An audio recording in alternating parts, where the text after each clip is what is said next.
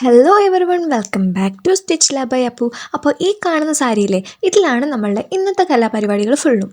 ഇതൊരു സാരിയാണെന്ന് ആർക്കും പെട്ടെന്ന് മനസ്സിലാവാതിരിക്കണം എന്നുള്ളൊരു നിർബന്ധമുള്ളതുകൊണ്ട് തന്നെ ഇതിൻ്റെ പ്ലെയിൻ ഭാഗം മാത്രം യൂസ് ചെയ്ത് സ്റ്റിച്ച് ചെയ്യാന്ന് വിചാരിച്ചപ്പോൾ ഇതിലില്ലാത്ത ഈ പൂവും പുഷ്പങ്ങളും ഇല്ല. ബട്ട് നമ്മളങ്ങനെ വിട്ടുകൊടുക്കുന്ന ആൾക്കാരല്ലല്ലോ, അതുകൊണ്ട് തന്നെ അഡ്ജസ്റ്റ് ചെയ്ത് കട്ട് ചെയ്തെടുത്തു. ചുരുക്കി പറഞ്ഞാൽ കട്ടിങ് തീർന്നപ്പോൾ സാരിയിൽ പ്ലെയിൻ ആയിട്ടുള്ള പോർഷൻസ് ഒന്നും സിമ്പിൾ ആയിട്ടുള്ള ഒരു റൗണ്ട് നെക്ക്, അതിന് ചുറ്റും കുറച്ച് വർക്ക് അതായിരുന്നു മനസ്സിലുണ്ടായിരുന്നു. അതിന് വേണ്ടിയിട്ട് ആദ്യം തന്നെ ഒരു റൗണ്ട് നെക്ക് മാർക്ക് ചെയ്തു. റൗണ്ട് നെക്കിന് ചുറ്റുമായിട്ട് കുറച്ച് വുവൻ റോസുകളുടെ എംബ്രോയിഡറി വർക്ക് ചെയ്തെടുത്തു കേട്ടോ. ഇതിനെക്കുറിച്ച് എനിക്ക് അത്ര വലിയ പിടിപാടില്ല. ഈ ത്രെഡ് തന്നെ കുറേ തപ്പിയിട്ടാണ് കിട്ടിയത്. മുൻപ് ഇപ്പോഴോ വാങ്ങി വെച്ചിരുന്ന ഒരു പിങ്ക് കളർ ത്രെഡ്. സോ ആദ്യം അതുകൊണ്ട് ഒരു 5-6 റോസുകൾ ചെയ്തെടുത്തു കേട്ടോ. കറക്റ്റ് ഫിനിഷിങ് വന്നില്ല, അത്ര എപ്പോഴും അങ്ങനെ ചെയ്യാത്തതുകൊണ്ട് കറക്റ്റ് ഒരു ഫിനിഷിങ് വന്നില്ല. പിന്നെ കുറച്ച് ഫ്രഞ്ച് നോട്ടുകൾ അതിൻ്റെ ഇടയിലായിട്ട് ഇട്ട് കൊടുത്തു കേട്ടോ. കറക്റ്റായിട്ടുള്ള ഒരു പ്ലാനിങ് ഒന്നും കൊണ്ടല്ല കേട്ടോ ഈ വർക്ക് ചെയ്തത്. അതുകൊണ്ട് തന്നെ പ്രശ്നങ്ങളുടെ ഒരു തോരാമഴയായിരുന്നു. ഫസ്റ്റത്തെ പ്രശ്നം എന്താണെന്ന് വെച്ചാൽ, ഞാൻ പറഞ്ഞില്ലേ, റാൻഡം ആയിട്ട് ഒരു കിട്ടിയ ത്രെഡ് വെച്ചാണ് ഈ വർക്ക് ചെയ്തത്.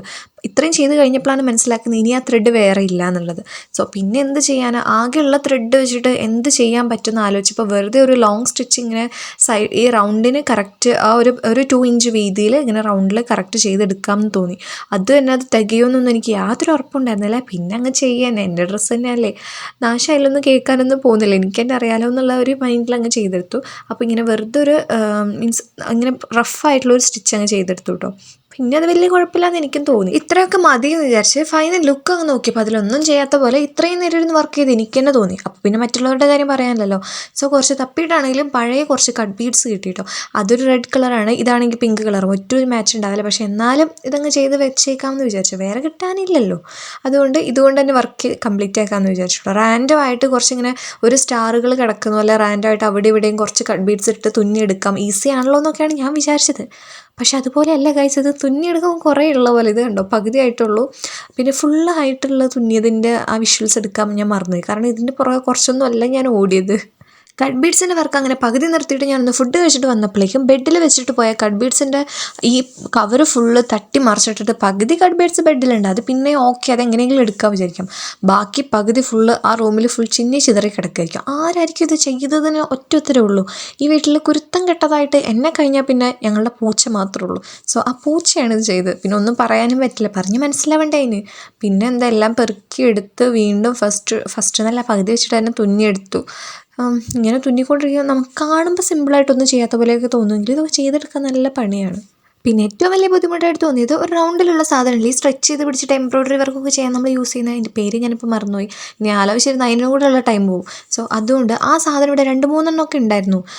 ഇപ്പോൾ അത് ഇത്രയും നാൾ യൂസ് ചെയ്യാതിരുന്നിട്ട്, ഹോസ്റ്റലായതുകൊണ്ട് ഞാനത് യൂസ് ചെയ്യലേ ഉണ്ടായിരുന്നില്ല. യൂസ് ചെയ്യാതിരുന്നിട്ട് ഇപ്പോൾ ഒരു ആവശ്യത്തിന് വേണ്ടി എടുത്തപ്പോൾ എല്ലാം നാശമായിരിക്കുന്നുണ്ട്, ആകെ പൊട്ടിപ്പൊളിഞ്ഞൊക്കെയാണ് ഇരിക്കുന്നത്. സോ ഒക്കെ അതെടുത്ത് വേസ്റ്റിലിട്ടു. ഇപ്പം എന്താ, തൽക്കാലത്തേക്ക് ഇല്ലാത്തത് കൊണ്ട് തന്നെ കൈകൊണ്ട് സ്ട്രെച്ച് ചെയ്ത് പിടിച്ച് ആണ് തുന്നിയത്. അതിൻ്റേതായിട്ടുള്ള തുന്നിയതും എംബ്രോയിഡറി ചെയ്തതും ഒക്കെ അങ്ങനെ തന്നെയാണ് കേട്ടോ. സോ അതിൻ്റെതായിട്ടുള്ള ഒരു ബുദ്ധിമുട്ടുണ്ടായിരുന്നു. പിന്നെ അതെൻ്റെ ഭാഗത്ത് നിന്ന് തന്നെയുള്ള തെറ്റായതുകൊണ്ട് പ്രത്യേകിച്ചൊന്നും ഞാൻ അതിനെക്കുറിച്ച് പറഞ്ഞില്ല. കാരണം എന്താ, ഒരു സാധനം വാങ്ങിച്ചത് സൂക്ഷിക്കാനുള്ള ഉത്തരവാദിത്തമില്ലേ, വേറെ ആരെങ്കിലുമൊക്കെ ആണ് ചെയ്തതെങ്കിൽ ഞാൻ ഇവിടെ ഭൂകമ്പം ഉണ്ടാക്കിയേനെ.